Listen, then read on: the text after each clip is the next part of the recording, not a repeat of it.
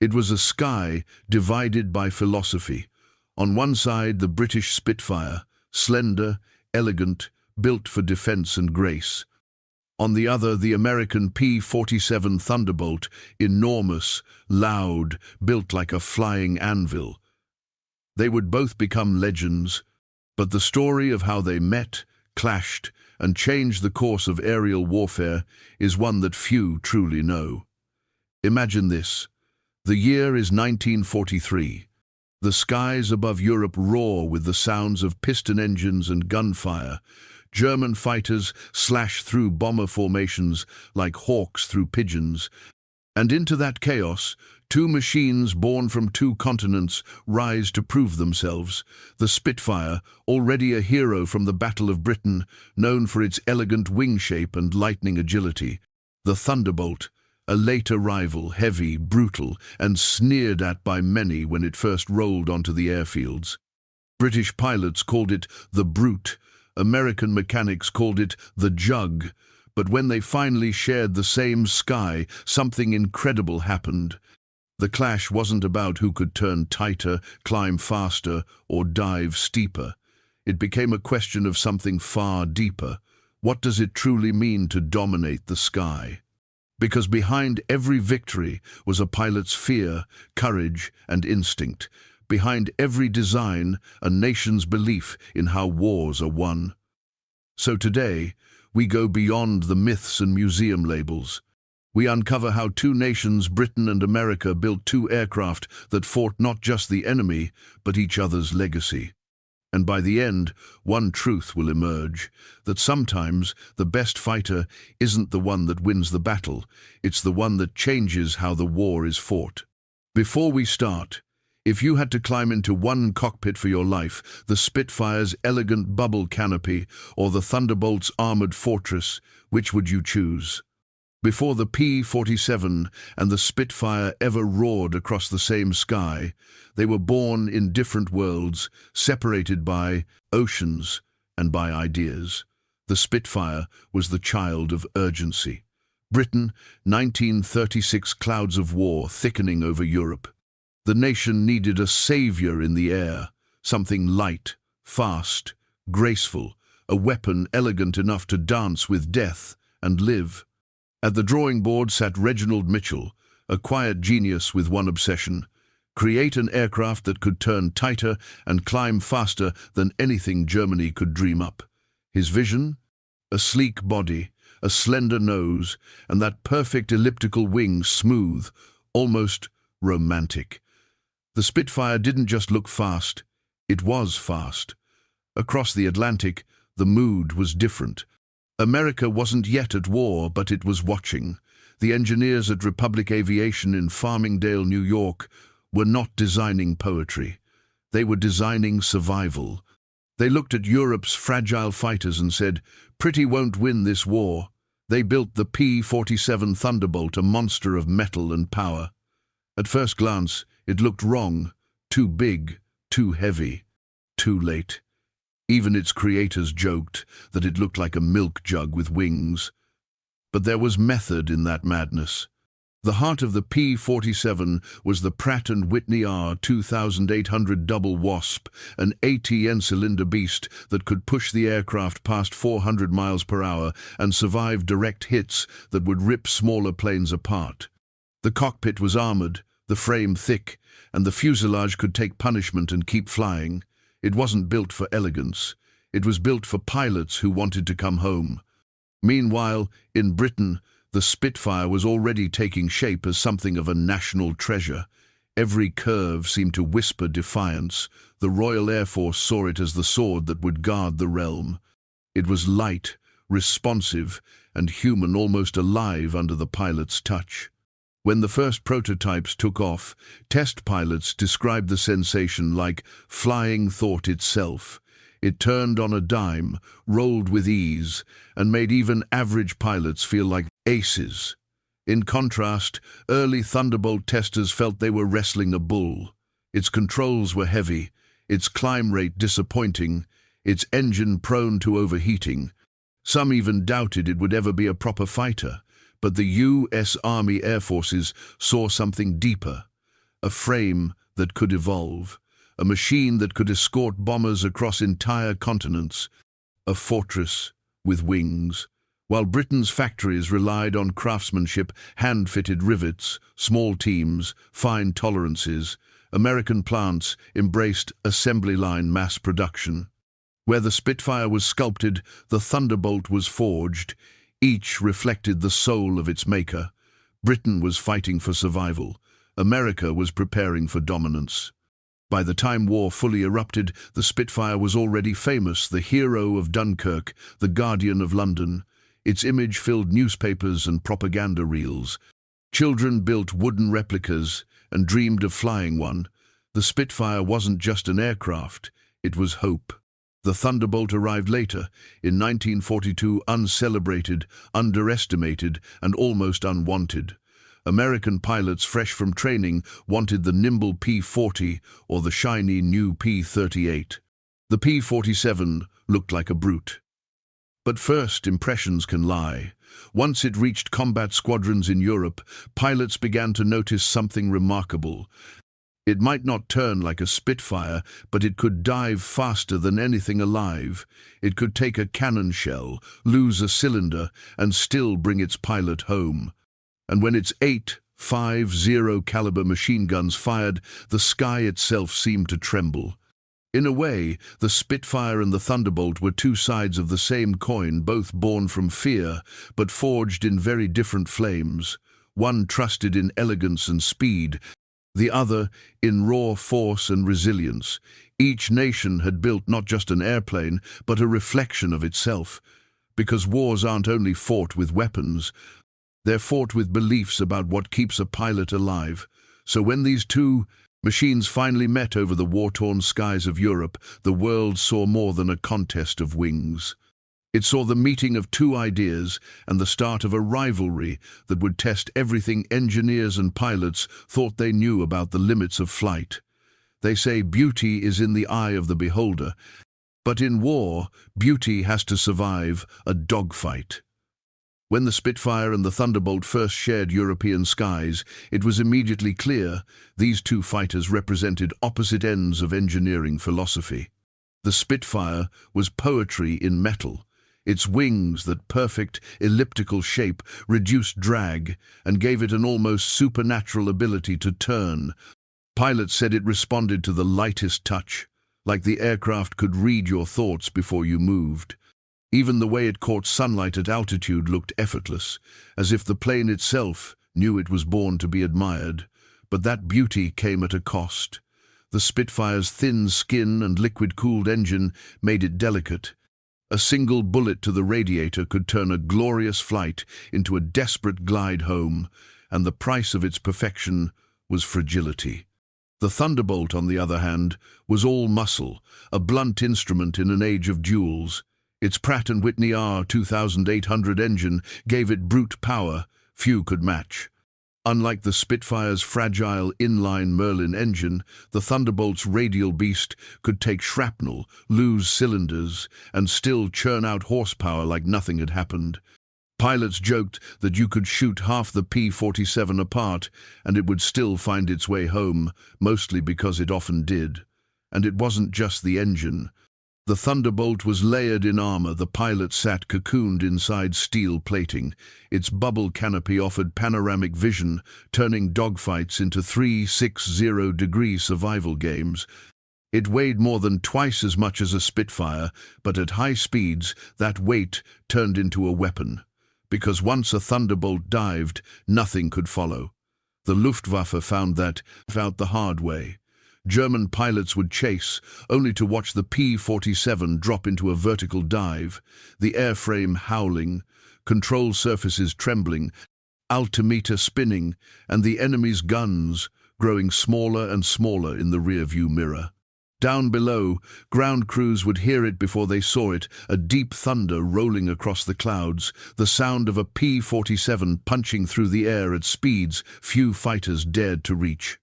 The Spitfire, in contrast, was a dancer. Its strength was never in brute force, it was in precision. At lower speeds, where most duels were fought in 1940 and 42, the Spitfire could outturn almost anything. German Messerschmitts tried to circle with it and paid the price. Its controls stayed light, balanced, almost playful. In a dogfight, the Spitfire could twist and roll like a swallow, chasing insects through the sky. But the world of air combat was changing. Dogfights were climbing higher, becoming faster, and here the Thunderbolt's massive turbo supercharger began to shine. It could climb to 30,000 feet and still breathe freely, its turbo roaring like a furnace behind the pilot's seat. The Spitfire, lacking that boost, struggled at those altitudes, a reminder that even beauty has its limits. At high speed, the tables turned. Where the Spitfire's controls began to stiffen, the Thunderbolt came alive. It was built to fight in the thin, freezing air above bomber streams, to strike and then vanish in a dive, like a hammer from the heavens. Still, on paper, the comparisons looked strange. The Spitfire could take off in under 1,000 feet. The Thunderbolt needed more than twice that distance. Some joked you could measure it in postal codes. The Spitfire used half the fuel per hour. The Thunderbolt drank like a battleship, yet the P-47 could carry fuel tanks, bombs, rockets, and still fly home shot full of holes. The Spitfire couldn't even carry enough gas to reach Berlin and back. Each was perfect for a different war.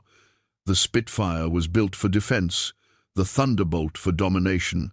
And that's where the irony lies. Because when British pilots first saw the massive American fighter roll down their runways in England, they laughed. It looked like a bomber that had lost its way, but the laughter faded once they saw it in combat. A Thunderbolt could dive into a formation, spray 8 5.0 caliber guns, and tear through enemy aircraft in seconds.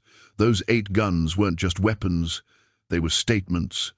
For the first time, pilots realized that survivability might be worth more than elegance. The Spitfire's delicate skin had limits. The Thunderbolt's bulk had benefits. One Spitfire ace said, "Flying a Spitfire felt like holding a rapier." A Thunderbolt pilot replied, "Ours was a hammer, and sometimes hammers win wars." Both were right, both were wrong. Because in the sky, there's no such thing as perfect, only alive. The first time the Spitfire and the Thunderbolt faced the same enemy, the air over Europe was chaos. Bombers filled the clouds like slow-moving cities, and the Luftwaffe came for them like wolves. It wasn't theory anymore, it was survival. The Spitfire had already proven itself in the Battle of Britain. It had saved a nation, outturning and outclimbing German Messerschmitts and Focke-Wulfs over the Channel. Pilots said the Spitfire fit like a glove, an extension of the man flying it. Its fame was carved into British legend before the Americans even joined the fight. But by 1943, the war had changed. Britain wasn't defending anymore.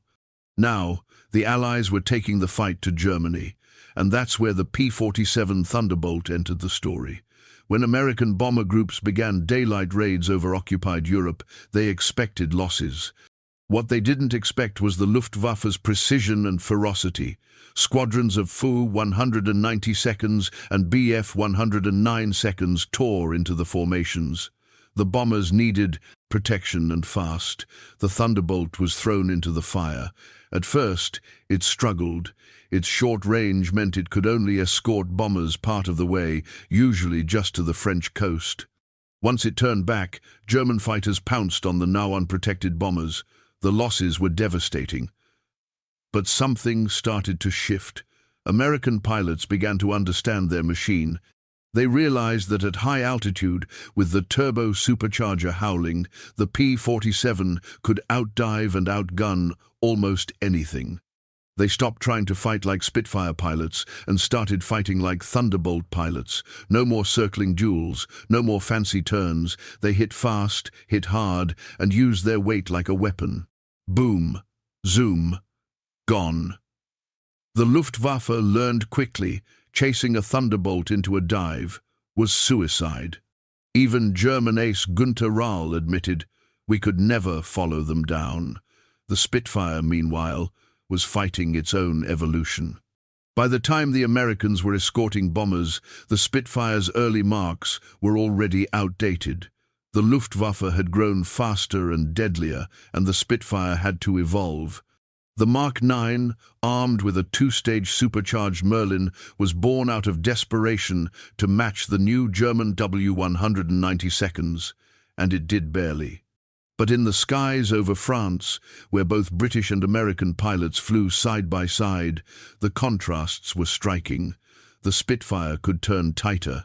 The Thunderbolt could take a hit and come home. Sometimes that single difference meant life or death. There's a story from the 56th Fighter Group, one of the most famous P-47 units in Europe. A pilot named Robert S. Johnson was jumped by a Focke-Wulf over France. The German poured cannon shells into his Thunderbolt. The cockpit filled with smoke, control cables were shredded. He was hit again and again over 200 bullet holes, and yet the P-47 refused to die. Johnson limped it home, landing with barely any control left. When his crew counted the holes, they stopped at 248. The Spitfire could never have survived that. But survival alone wasn't enough. The Americans needed range. The Thunderbolt was powerful, but it couldn't reach the heart of Germany and back. So while Spitfires protected the Channel and the Low Countries, P-47 stayed close to the bomber corridors. The Luftwaffe exploited that gap mercilessly. The British solution? Send Spitfires for targeted missions, quick strikes, short range, surgical precision. The American solution? Redesign the P-47 to fly further and harder, add drop tanks, modify the turbo system, turn the Brute into a Predator, and by late 1943, it started to work. Thunderbolts began sweeping deeper into Europe, covering the bombers longer, pushing the Luftwaffe further back. Every month, they went a little further, hit a little harder. Spitfires, meanwhile, fought on in their own theatre over the Channel, the beaches, and later Normandy. They were the scalpel. The Thunderbolt was the hammer. Together, they carved open the path to D-Day. But ask the men who flew them, and you'll hear two very different worlds. British pilots described their Spitfire like a dance partner, graceful, sensitive, almost alive. American pilots described their Thunderbolt like a tank that learned to fly powerful, loud, unkillable. And when those two worlds collided in the same sky, the debate began. Which mattered more, agility or survivability? Grace or grit? One Spitfire veteran once said, "If I had to duel a Thunderbolt, I'd never let it dive. If I did, I'd never see it again." And an American pilot answered, "If I had to fight a Spitfire, I'd never let it turn. If I did, I'd never see the ground again." Different skies, different weapons. Same enemy, same mission come home alive. By 1943, the skies over Europe had turned into a chessboard of life and death. Every move mattered, every mile mattered more. For the Allies, it wasn't enough to hold the line anymore. They had to strike at the heart of Germany. That meant one question haunted every mission planner, every pilot, every mechanic in England. Who could go the distance? The Spitfire, brilliant as it was, wasn't built for distance. It had been designed to guard home soil, to fight over Dover, not Dresden. Its fuel tanks were small, its range just a few hundred miles. For all its beauty, it simply couldn't escort bombers deep into enemy territory.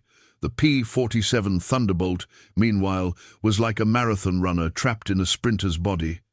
It had the power, it had the altitude, but it didn't yet have the legs. American engineers took that as a personal challenge. They began experimenting external fuel tanks, revised supercharger ducts, streamlined cowlings. They rebalanced the beast, one bolt at a time. The result? A fighter that could now escort bombers hundreds of miles further, a transformation that changed the air war forever. Suddenly, Thunderbolts weren't just brawlers, they were long-range hunters. They could leave England, cross the Channel, and meet German interceptors deep inside occupied Europe. It was like sending a heavyweight boxer into enemy territory and watching him still come out on top. The Luftwaffe began to feel the difference. German pilots, who once waited for bombers to lose their escorts, now found themselves facing the P-47 longer than ever before. Its range wasn't the only surprise, its altitude performance was unmatched. The turbo supercharger kept the engine breathing strong even above 30,000 feet, where thin air strangled most others. Meanwhile, Britain's beloved Spitfire faced its own turning point. The Luftwaffe's new Focke-Wulf 190 had challenged its superiority. Suddenly, the legendary Spitfire wasn't the fastest or the fiercest anymore, so the British pushed the design to its limit. Enter the Spitfire Mk IX, a desperate answer to the T-Zin Fw-190. With a new Merlin 61 engine, improved intercoolers, and four-blade propellers, the Mk IX was faster, tougher, and capable of climbing with a vengeance. It was proof that even a masterpiece could evolve. Still, the Spitfire remained limited by its purpose. It was the scalpel of the air war, exquisite, precise, but short-ranged. The Thunderbolt was the sledgehammer, slower to swing, but devastating when it connected. As 1943 turned into 1944, both aircraft found new identities. The Spitfire became the fighter of choice for tactical operations, striking targets in France, covering Normandy beaches, escorting typhoons on low-level runs. The Thunderbolt became the guardian of the bombers soaring high, slashing through the stratosphere to protect the lumbering B-17 seconds and B-24 seconds on their way to Berlin. And here's the twist that few saw coming. As the Thunderbolt gained range and confidence, it also gained a second life. Ground attack. With 8 .50 caliber machine guns, it could tear through trains, trucks, tanks, and even concrete. When strafing runs began over rail lines and convoys, the P-47 was unstoppable. Its armor could shrug off flak bursts that shredded lighter planes. Its engine could absorb hits and still roar back to base. In the eyes of American pilots, it became more than a fighter. It was a flying shield, an avenger, a thunderous answer to the Luftwaffe's arrogance. Even bomber crews who once cursed the lack of escort began to cheer when they saw the massive Thunderbolt silhouettes above them. They called them the angels of the high altitudes. Meanwhile, British pilots looked at their Spitfires and saw something else entirely: purity. The Spitfire wasn't just a machine, it was a symbol. It had defended their homes, their families, their island, and now, as the Allies pushed toward victory, it remained a reminder of endurance, proof that elegance could still matter in an age of industry. The two aircraft had grown into reflections of two mentalities: Britain's belief in craftsmanship and grace, America's faith in power and persistence. One wasn't better. They simply became different weapons for different wars. But make no mistake, range changed everything, because the day the P-47 could fly to Germany and back was the day the Luftwaffe's time began to run out. Every mile deeper it went, another German factory went silent.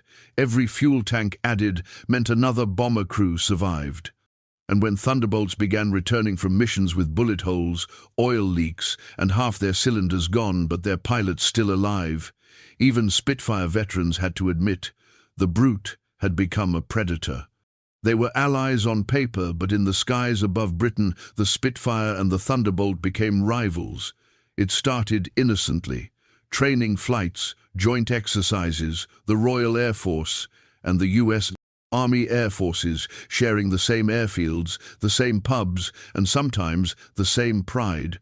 To the British pilots, the Americans were loud, confident, and too quick to boast about horsepower. To the Americans, the Brits were calm, formal, and too sentimental about their slender, dainty fighters. It was only a matter of time before someone said the inevitable: "Let's settle this in the air." And they did.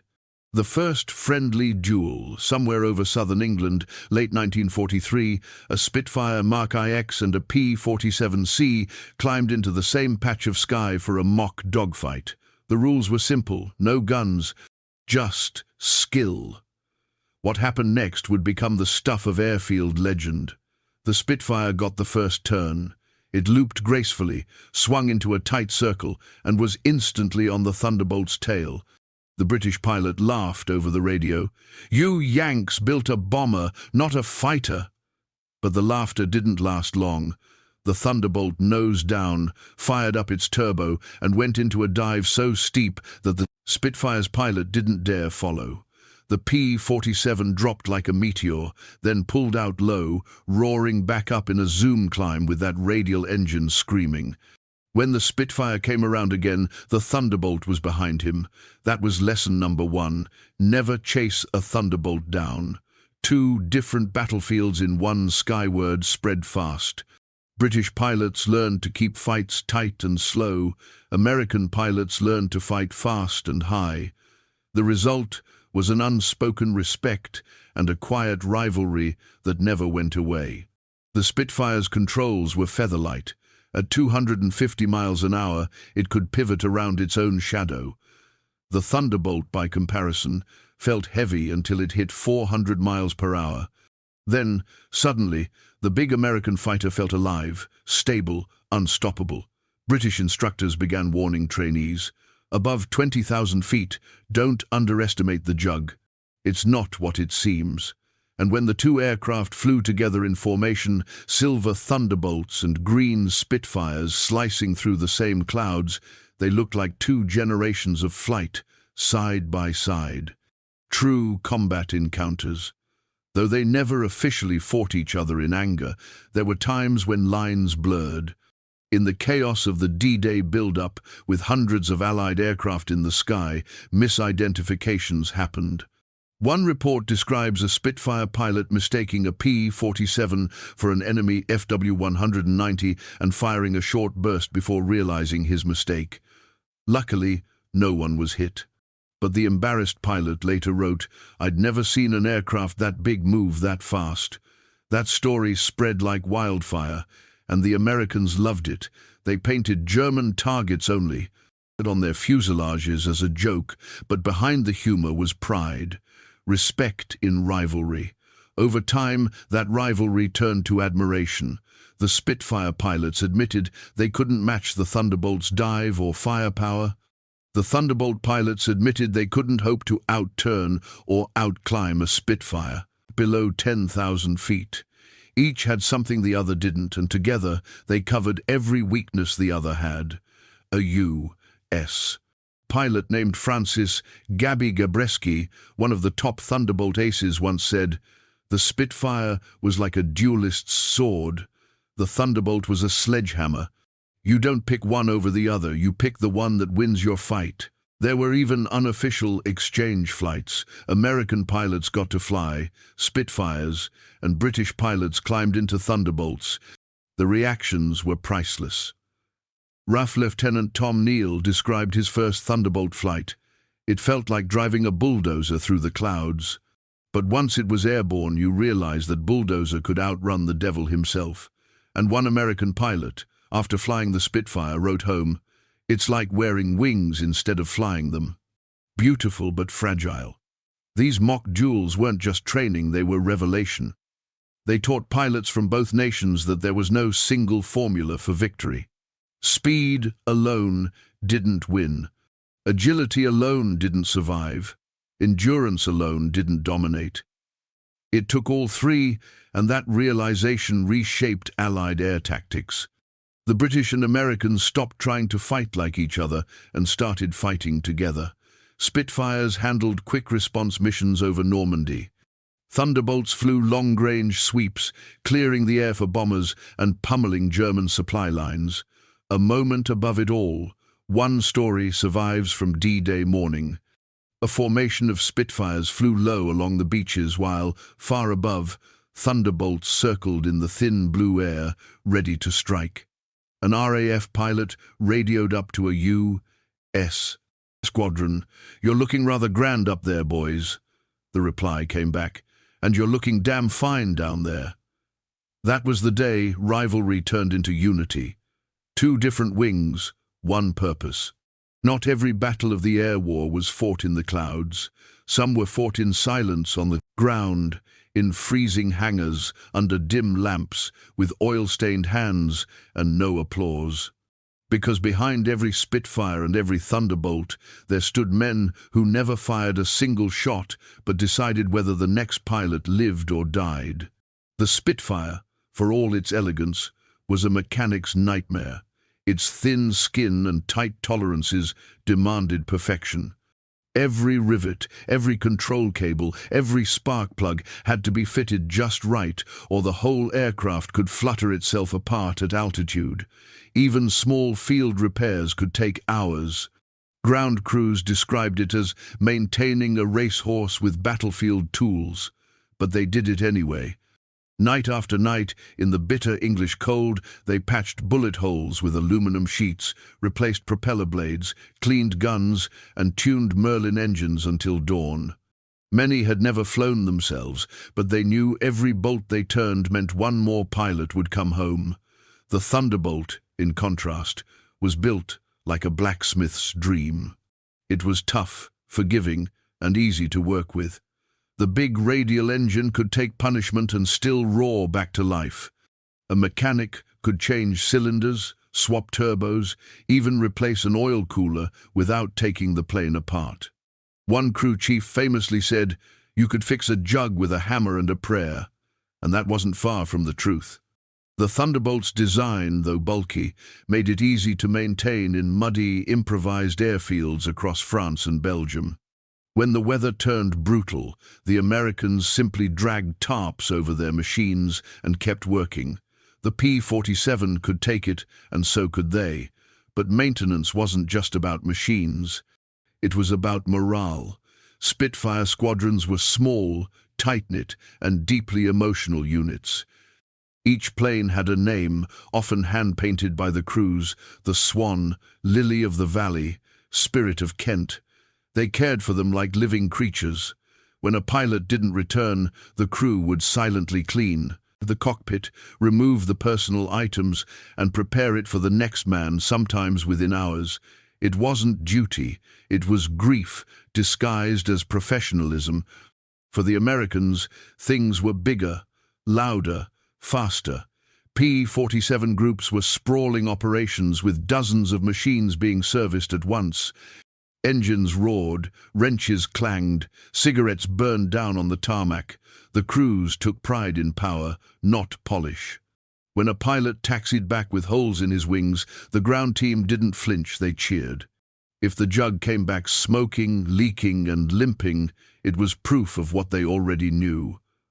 Our bird can take it. But the endurance test wasn't just mechanical, it was psychological. By 1944, pilots were flying 3, sometimes 4 missions a day. Fuel fumes clung to their uniforms, adrenaline replaced sleep, and the constant vibration of engines lived in their bones. Many Spitfire pilots described the strange mix of exhaustion and pride. They weren't flying to win anymore, they were flying to end the war. Thunderbolt pilots faced their own hell. Long-range escort missions meant hours alone in the cold, sitting on metal seats with oxygen masks frosting over. Some called it the loneliest kind of courage. The only comfort was the deep rumble of that big radial engine, the steady heartbeat of survival. And through it all, both sides developed a quiet respect for each other's endurance. British ground crews admired the Americans' efficiency, the speed with which they turned around aircraft. American crews admired the Brits' devotion, their near-spiritual care for every Spitfire. One RAF mechanic once visited an American base and watched as a Thunderbolt crew hammered a dented panel back into shape. He winced, saying, "We'd never treat a Spitfire like that." The American grinned. "That's the point," he said. "Ours doesn't mind." By D-Day, that difference had become a strength. The Spitfire, finely tuned, graceful, continued to rule the skies close to home, flying precise sorties across Normandy. The Thunderbolt, bruised, loud, relentless, struck deep into France, shredding German convoys and clearing the path for the advancing Allied armies. It wasn't just 2 fighters anymore. It was two philosophies that learned to coexist. One prized perfection, the other prized persistence. And together, they made the air theirs. As one British pilot said while watching a squadron of Thunderbolts climb past his base, "They're not pretty, but neither is victory." By the final year of the war, the sky belonged to the Allies. But it didn't happen because of one aircraft. It happened because of two, the Spitfire and the Thunderbolt, flying together in a storm that reshaped history. By 1944, both had evolved far beyond their beginnings. The Spitfire had grown stronger, faster, deadlier, now carrying the Rolls-Royce Griffon engine, propelling it past 400 miles per hour. Its wingtips had been clipped for tighter turns, its guns upgraded, its skin reinforced. It was no longer the delicate defender of 1940. It was a veteran, scarred, refined, relentless. The Thunderbolt, too, had changed. New models, the D and M variants, had longer range, bubble canopies, and even heavier payloads. It had become a hybrid, fighter, escort, and ground attacker all at once. The Jug, that once struggled to take off, now carried rockets under its wings and dropped bombs on trains, tanks, and bridges across Europe. It wasn't elegant, but it was unstoppable. When D-Day came, both fighters were there. Spitfires streaked low over the beaches, strafing enemy gun positions and protecting landing craft. Thunderbolts thundered above, attacking convoys, smashing communication lines, and guarding the vast armada from the air. From the waves below to the clouds above, two aircraft born worlds apart now worked as one. Their pilots had changed too. The young men who had once argued over horsepower and climb rates now shared rations, maps, and stories. They learned something the war taught everyone who survived it, that victory isn't about perfection, it's about endurance. And yet, when peace finally came, the debate didn't die. Historians, engineers, and pilots kept asking which one was truly the better fighter. The Spitfire, they said, won hearts. It was the symbol of defiance, the poster child of Britain's finest hour. It had beauty, that rare harmony between form and function. To this day, its engine note, the smooth roar of the Merlin, can still bring veterans to tears. It represents courage under siege, a nation standing alone and refusing to fall. But the Thunderbolt, it won wars. It represented industrial power, endurance, and a kind of brute confidence that defined America's rise. It didn't win by charm. It won by force of will. It escorted bombers to Berlin, crushed the Luftwaffe's final defenses, and shredded German supply lines across half a continent. Even the enemy respected it. Captured Luftwaffe reports described it as an indestructible monster, impossible to kill. And perhaps that's the most poetic part, because both aircraft became exactly what their nations needed them to be. The Spitfire, a symbol of resilience. The Thunderbolt, a symbol of dominance. Both designed to defend freedom, one on its knees, the other on the march. After the war, their paths diverged, but their stories didn't end. The Spitfire flew on in new forms: reconnaissance, racing, training. It broke records in the hands of post-war aces, its lines too beautiful to retire. Even today, its shape graces airshows like a ghost of another time, reminding the world what grace under pressure looks like. The Thunderbolt became the workhorse of the next frontier ground attack. Its DNA lived on in the A-10 Thunderbolt II, the famous warthog of modern warfare. Different era, same philosophy. Armor first, survival always. It carried the same name, the same attitude, and the same heart of steel. When veterans gathered years later, the debate would rise again. One pilot would raise his glass to the Spitfire, the lady of the skies. Another would laugh, and to the Jug, the one that made it home. Both toasts were right, because in truth there was no final verdict. There never could be. The Spitfire was art, the Thunderbolt was engineering. But together, they were victory. And that's what time couldn't decide. The war ended, But the echoes of those engines never did. Somewhere above Europe, where vapor trails once tangled like ribbons of fate, the ghosts of the Spitfire and Thunderbolt still circle not as enemies, but as reminders of what courage and creation can do when the world needs saving. The Spitfire remains the poet's airplane. Every curve, every wing, every sound speaks of elegance under fire. It defended Britain when all seemed lost, and in doing so, it defended something much greater: the belief that beauty and bravery can coexist. The Thunderbolt remains the engineer's masterpiece. It was the sound of industry, of invention, of a nation that could take raw metal and forge it into thunder. It didn't whisper through clouds, it roared through them. It didn't promise grace, it promised survival. And it kept that promise, again and again. Both were imperfect, both were extraordinary, and both rewrote what it meant to fight in the air. Historians can argue about specifications. Pilots can debate turn radius and climb rate. But war doesn't remember charts. It remembers who came home. The Spitfire gave us hope. The Thunderbolt gave us victory. And together they gave us freedom. That's the real verdict, not which one was better, but how perfectly they balanced each other. Grace and power, elegance and endurance, spirit and steel. And perhaps that's why, even now, when you hear the deep growl of a radial engine or the smooth purr of a Merlin cutting through the air, you can't help but look up.